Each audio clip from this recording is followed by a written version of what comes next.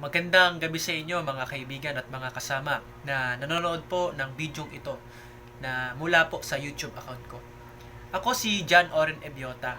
Mahilig po ako sa collage art, sa mga journal crafts, sa mga essay at marami pang iba.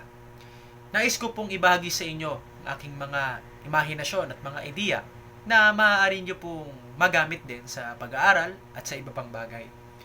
Ito pong mga halimbawa na gawa ko. Ito ang pinakaunang-una kong gawa, ang ballerina.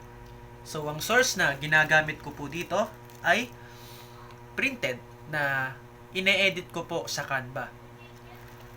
Ito pa ang mga halimbawa. Yan. So, marami pa po akong gawa na mapapanood nyo po sa iba't ibang ipopost ko sa YouTube account ko.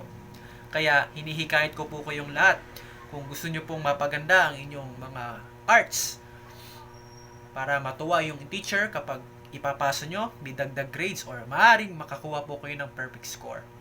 So, manood lang po kayo sa mga ipopost ko mula sa YouTube.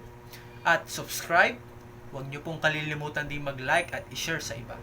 So, maraming salamat po at magandang gabi uli sa inyo.